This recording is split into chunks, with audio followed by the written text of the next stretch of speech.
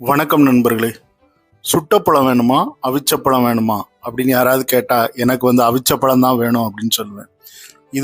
எதுக்கு மக்காச்சோள நினைவு எனக்கு இருக்குது.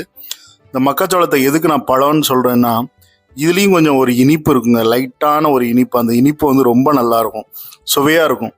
ஸோ எனக்கு சுட்டதை விட அவிச்ச மக்காச்சோளம் தான் ரொம்ப பிடிக்கும்.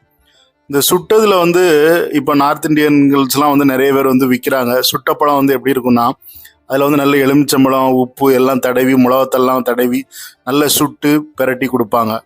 ஸோ அது கூட ஒரு ஒரு வகையில் சுவையாக தான் இருக்கும். அதே மாதிரி நமக்கு இப்போ இன்னைக்கு எல்லா இடத்துலையுமே அவிச்சு கூட கொடுக்க ஆரம்பிச்சிட்டாங்க.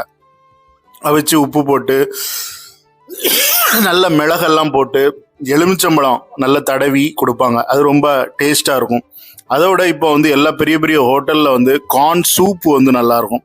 கார்ன் சூப் உண்மையிலே ரொம்ப தெளிவாக அழகாக இருக்கும்.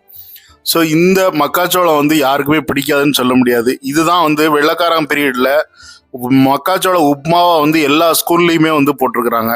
மக்காச்சோள உப்புமா, மக்காச்சோள மாவு ரெடி பண்ணி அதுலேருந்து உப்புமா தயார் பண்ணி குழந்தைகளுக்கெல்லாம் அந்த காலத்தில் ஸ்கூலில் எல்லா இடத்துலையும் கொடுத்துருக்குறாங்க. இந்த மக்காச்சோள மாவு, அப்புறம் பால் மாவெல்லாம் கொடுத்துருக்குறாங்க. ஸோ இந்த மக்காச்சோளம் பெரியவங்களுக்கும் நினைவுகள் நிறைய இருக்கும், நமக்கும் நல்ல நிறைவுகள் நிறைய இருக்குது. ஸோ மக்காச்சோளத்தை நம்ம எல்லோரும் சாப்பிடுவோம், இன்பமாக வாழ்வோம்.